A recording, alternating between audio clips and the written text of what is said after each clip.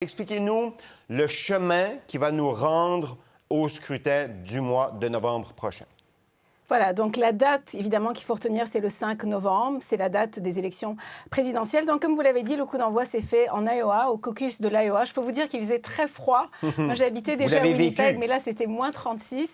Je vous dis ça aussi parce que le taux de participation, il n'était pas énorme. C'est environ 110 millions d'électeurs qui ont participé à ce scrutin-là. Donc, ça a été le coup d'envoi. Trump a emporté ce caucus avec 51% des voix. Donc, déjà, Trump arrive vraiment en grande force.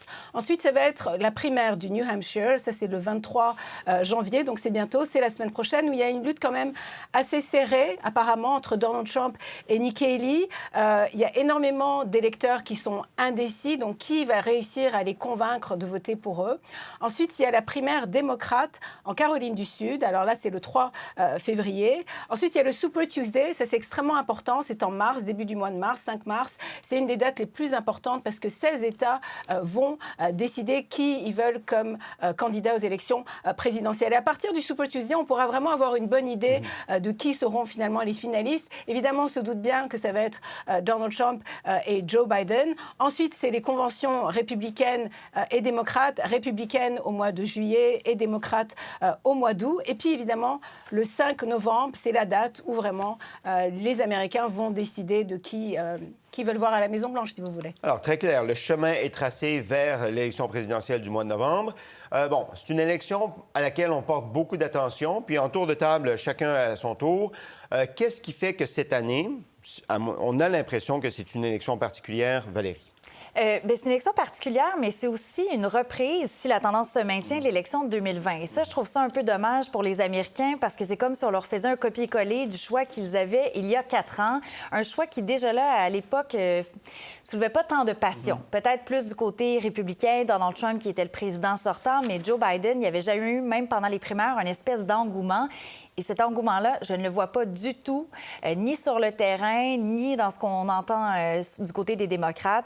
Alors, j'ai hâte de voir si ça va se corser un peu, cette course-là, si ça va être intéressant. Je le souhaite pour nous. Je le souhaite surtout pour les voisins américains.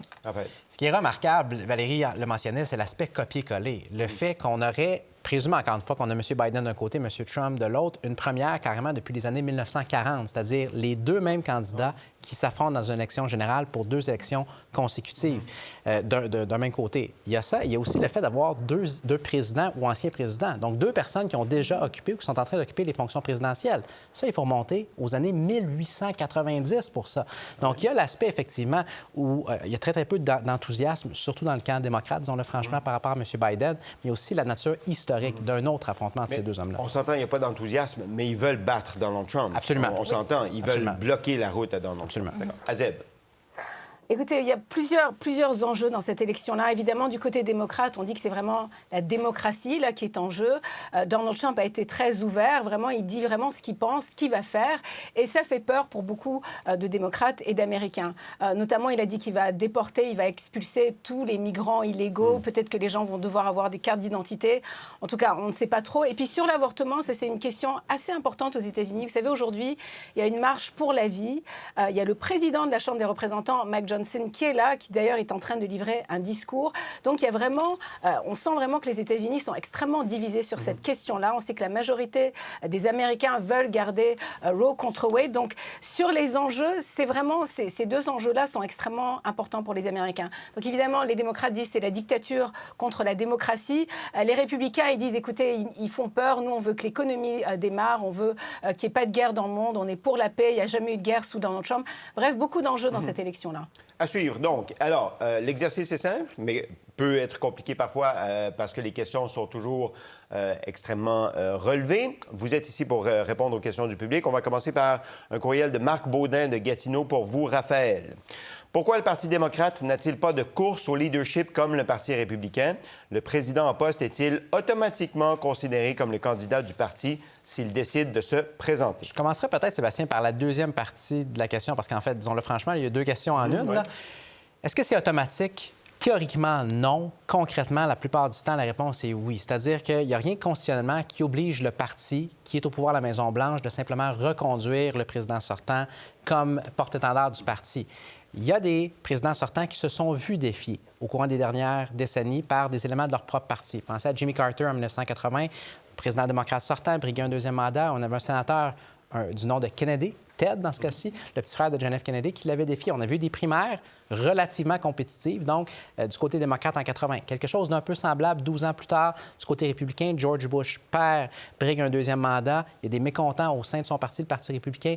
Il y a des primaires peut-être un peu moins compétitives, mais il y en a. Donc, ça se fait. On a eu aussi, je dirais, plus typiquement l'envers de cette médaille-là, c'est-à-dire peu ou pas de primaires compétitives, notamment en 2020, dernière élection qu'on a observée, évidemment, où Donald Trump a été simplement reconduit. Donc, ça dépend, je vous dirais, mais il n'y a rien qui oblige à ce que le président soit, encore une fois, reconduit. Et dans ce cas-ci, M. Biden est-il contesté? Bien, c'est là que ça devient discutable jusqu'à un certain point. Donc, théoriquement, est-ce qu'on a des primaires présentement du côté démocrate? Oui. D'ailleurs, Azib en parlait elle-même il y a un instant. On va en avoir une en Caroline du Sud dans les prochaines semaines. Mais concrètement, est-ce que ce sont des primaires compétitives? La réponse, c'est non. Très bien. Donc, pas vraiment de compétition. Pas vraiment de compétition. C'est ça. Théoriquement, oui, mais exact. pas dans les faits, pas vraiment. Et rapidement, Sébastien, sur le pourquoi de la chose. La raison politique, c'est qu'évidemment, lorsque vous êtes à la Maison-Blanche, vous voulez éviter de la bisbille. Ça peut créer énormément de querelles et donc beaucoup de difficultés pour l'élection générale si le parti commence à s'entre-déchirer. Exactement. Et si je peux juste me permettre un petit fait intéressant, au New Hampshire, Joe Biden n'est même pas sur le bulletin de vote pour la primaire démocrate parce qu'il y avait eu une contestation. On ne voulait plus que la primaire démocrate soit la première de... Il dit toujours « first in the nation ». Alors, c'est pour ça qu'on a la primaire républicaine la semaine prochaine. On voulait déplacer la primaire. Alors, pour cette raison-là, il n'aura pas les délégués du New Hampshire. Il n'est pas sur le bulletin de vote. Ça, c'est assez aussi... Est-ce que quelqu'un d'autre aura les délégués du New Hampshire? Bien, s'il y a quelqu'un d'autre sur le bulletin de vote, oui, on n'aura pas le choix, mais ça reste marginal. Et de toute façon, le New Hampshire, c'est déjà un petit État qui n'est pas très, très important à ce niveau-là. C'est tout plein de toutes petites particularités, ce processus électoral. OK. Valérie, un courriel de Nancy Gélina de Boisbriand. Quels seront les principaux défis pour M. Trump s'il devient à nouveau président des États-Unis? Oh, une très bonne question, assez chargée parce que ça dépend de ses défis qu'il se donne personnellement ou les défis que la nation lui impose. Il y aura bien sûr, même s'il dit qu'il peut régler ça en 24 heures, je pense au conflit à l'international entre Israël et le Hamas, mais notamment entre l'Ukraine et la Russie. Il dit qu'il peut négocier ça, qu'il peut parler à Vladimir Poutine. On verra dans le concret si Donald Trump revient à la présidence et si le conflit perdure encore. Malheureusement, j'ai l'impression qu'on n'aura pas tout réglé à ce moment-là. C'est la première des choses, mais sinon, je pense que parmi ses priorités, il y a la question de la frontière. La frontière avec le Mexique ici, bien sûr. La question des migrants en situation irrégulière. Est-ce qu'il y aura ce fameux mur qu'on promet depuis combien de temps? Depuis 2015, je pense, avant même qu'il soit le candidat républicain. Ça va faire partie de ses priorités. Et bien sûr, l'économie, qui ça reste toujours central. Il dit que Biden a affaibli l'économie. Là, après ça, on peut contester l'interprétation que fait Donald Trump, mais ça va faire partie aussi de ses priorités. Donc, en fait, c'est le même défi, quel que soit le président. C'est juste la façon avec laquelle il aborde ces défis-là qui sont différents. Oui, et comment on le met en priorité aussi, parce que la question de la frontière va peut-être pas être numéro un dans l'agenda d'un démocrate, mais elle va peut-être être numéro un dans l'agenda d'un républicain. Avec peut-être une petite exception, mais elle est majeure. Pour Donald Trump, le premier défi personnel, c'est peut-être éviter la prison. Ah oui? Bon point. Il y a ça à mentionner quand même. Mais il peut être candidat même s'il est en prison. Absolument. D'accord. Azem, un courriel de Martin Provencher de Québec. Travailler pour Trump signifie être éventuellement trahi, blâmé et presque toujours congédié. Belle entrée en scène. Être bien entouré est important. Comment Donald Trump fait-il pour avoir une équipe de campagne fonctionnelle? Écoutez, c'est une très, très bonne question. Moi, ce que je remarque avec Donald Trump, c'est que la perception que les Américains ont de lui est très positive. Quand on était en Iowa, on a rencontré les électeurs qui le soutenaient. Il y en avait un qui était indécis, qui disait il hésitait entre Donald Trump et Nikki Haley. Et puis finalement, Donald Trump Jr. est arrivé, a fait un discours en disant, vous savez, mon père, il a redémarré l'économie. Mon père, il n'y a pas eu de guerre quand mon père était président.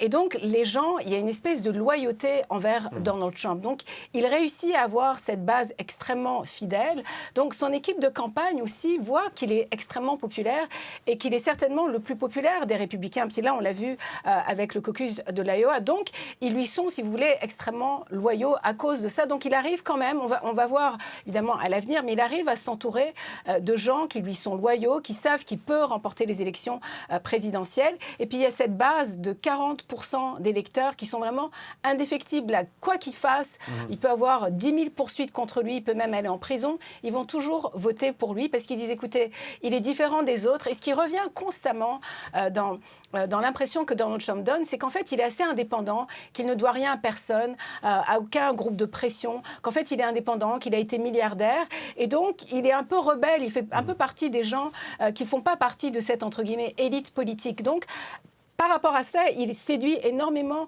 l'électorat. Et puis évidemment, les gens qui l'entourent, quand ils voient ça, et bien évidemment, ils s'associent à Donald Trump parce que c'est le ticket gagnant. Ils n'oublient pas que c'est grâce à Donald Trump qu'il y a eu quand même 3 juges à la Cour suprême qui ont réussi à renverser l'arrêt Roe contre Wade. Donc, il y a toute l'image de Donald Trump, mais aussi concrètement, il a fait changer les choses. Donc, à ce niveau-là, les gens lui sont loyaux. Puis bon, ils ne regardent pas trop ce qu'il écrit sur Twitter ou alors ce qu'il dit dans ses discours. On se ferme un peu les yeux, on joue un peu à l'autruche, puis on se dit, c'est notre ticket gagnant. Est-ce qu'il est capable d'attirer des gens de qualité? C'est-à-dire que Valérie, c'est vrai qu'il y a des gens qui ont travaillé pour lui, qui se sont fait traiter de tous les noms une fois qu'ils avaient quitté le cabinet de M. Trump. Mais cette image anti-establishment, j'imagine que ça attire quand même des gens qui veulent travailler avec lui. Pour son administration future, par exemple, pour les gens qui vont travailler avec lui, on a vu qu'il avait été chercher des gens du privé qui n'avaient pas nécessairement d'expérience politique. Je pense, entre autres, son premier secrétaire d'État. Alors oui, il va chercher des gens. Est-ce que c'est des gens de qualité? Il a besoin de yes men. C'est vraiment comme ça que je peux le définir. J'ai la difficulté à traduire l'expression, mais des gens qui vont toujours... Des bénis oui-oui. Ah, mon Dieu, j'aime ça. Je rajouterai ça dans mes notes à la pause. Alors, des gens qui vont toujours être d'accord avec lui parce qu'on l'a vu quand on conteste ce que Donald Trump dit, qu'on essaie de lui dire voici la marche à suivre qui sera peut-être la plus simple, la meilleure, la plus démocratique, eh bien, il les met à la porte ou les démissionne. Alors, j'aime cette expression-là aussi, on forçait quelqu'un les démissionner. Mais donc, il n'aime pas être contesté. Non, pas du tout. Et ça, on le voit dans à peu près tous les rapports qui ont été faits sur la présidence Trump. Il y a quand même, c'est absolument vrai. En même temps, il y a quand même quelque chose que M. Trump a essayé de faire au début de son mandat ou de son premier mandat, on verra, c'est-à-dire s'entourer de gens qui, oui, sortaient des fois de l'appareil politique, mais dans certains autres cas, qui faisaient clairement partie de ce qu'on pourrait surnommer l'establishment. Je pense notamment à Gary Cohn, qui était un conseiller économique principal au début de son administration. Pensez à James Mattis, qui est un général décoré qui avait servi comme secrétaire à la Défense. La liste était quand même relativement longue et très souvent, en fait, on avait des gens qui avaient des points de vue très divergents les uns des autres. Mais ça a donné une situation qui était absolument chaotique. Et surtout après le scrutin de 2020, évidemment, et tout ce qui s'est découlé après coup, c'est clair que Donald Trump, je crois, va aborder un deuxième potentiel mandat différemment, c'est-à-dire en s'entourant, comme Valérie l'a mentionné, de gens qui sont beaucoup plus de la trempe béni oui-oui que des gens avec des opinions divergentes. Je reste avec vous, Raphaël. Un courriel de Marc Tremblay de Saguenay. Étant donné que M. Biden est loin de faire l'unanimité, même chez les démocrates, et que la vice-présidente Kamala Harris n'est pas très populaire non plus, est-il probable qu'il change sa colistière? En un mot, non. Et la réponse ou l'explication à cette réponse courte-là, elle est assez simple parce qu'elle renvoie à ce dont on se parlait il y a quelques instants. C'est-à-dire qu'un parti qui détient, surtout qui détient la Maison-Blanche, a comme priorité typiquement d'éviter les querelles internes. Il y aurait peu de choses qui seraient pires que M. Biden pourrait faire à cet égard-là que de commencer à même considérer sérieusement éjecter sa colistière, surtout, et on va le dire avec, disons, des gants blancs, là, sans faire de mauvais jeu de mots, à cause de la dimension identitaire de la chose. Première femme vice-présidente, première afro-américaine vice-présidente. Il y aurait quelque chose d'extrêmement sensible à même toucher à ça. Donc, ça me semble très, très peu probable. Azeb, est-ce qu'il a été question que Mme Harris prenne la place de M. Biden? Est-ce qu'il y a des gens qui ont contemplé cette possibilité comme candidate à la présidence? Écoutez, elle n'est pas très populaire, Sébastien, Kamala Harris. Vraiment, elle est vice-présidente. D'ailleurs, Nikki Haley, dans ses discours, disait, imaginez, si Joe Biden ne peut plus être président, c'est Kamala Harris qui va le remplacer. Donc, c'est un argument, en fait, pour les républicains, en leur faisant peur, si vous voulez. Et Kamala Harris, elle est quand même importante. Raphaël vient de le mentionner. Le vote afro-américain est extrêmement important. Et ce qui va être clé dans les prochaines élections, c'est le taux de participation. Est-ce qu'ils vont réussir à faire sortir le vote des jeunes, des afro-américains? Ce qu'on se rend compte, c'est qu'il n'y a pas le même engouement qu'il y avait en 2020.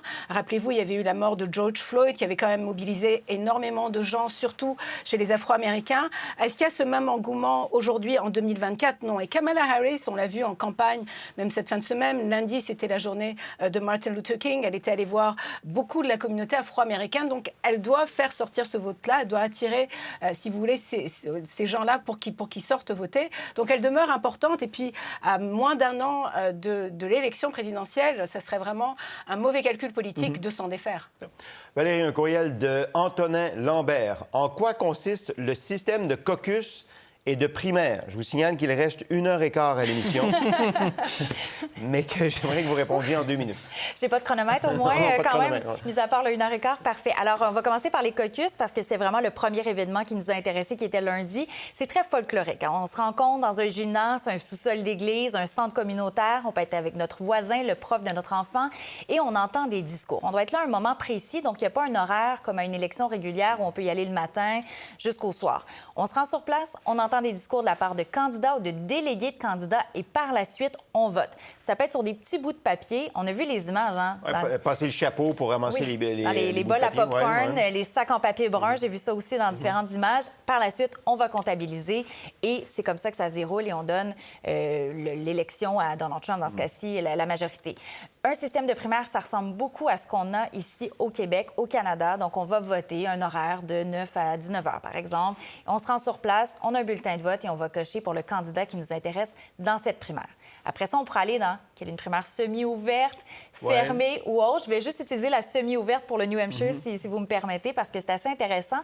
Il y a beaucoup de cas où on ne peut pas voter si on n'est pas dans le parti politique qui est en train de tenir sa primaire. Mais exemple, au New Hampshire, si on est un indépendant, on peut décider de voter dans la primaire républicaine. C'est pour ça que la course est un petit peu plus intéressante qu'à d'autres endroits, à mon avis. Et juste une précision, les gens, en fait, les caucus et les primaires servent-ils à élire des gens qui vont aller à la convention voter en faveur du gagnant? Très bonne question. Alors, c'est des délégués. Alors, on associe, d'ailleurs, quand on voyait la victoire de l'Iowa, il y avait tant de délégués pour Donald Trump, pour Ron DeSantis et pour Nikki Haley. Par la suite, lors de la convention, bien, ces délégués-là vont donner leur vote à Donald Trump. Après ça, il y a beaucoup de particularités parce qu'en politique américaine, rien n'est simple. Mais il y a des cas où c'est proportionnel. Il y a des cas où c'est le gagnant peut avoir tous les délégués le plus vers la fin de la course. Mais quand on arrive au moment de la convention, on a déjà une bonne idée de qui va gagner. Bien sûr, oui. Je pense même qu'on pourra avoir une très bonne idée dans les prochaines Assez semaines, je vous rapidement. avoue. D'accord. Oui. Dans le cas des Républicains, puis c'est sûr que M. Biden est le candidat démocrate. Pour voir nos émissions en entier, rendez-vous sur la chaîne ICI RDI.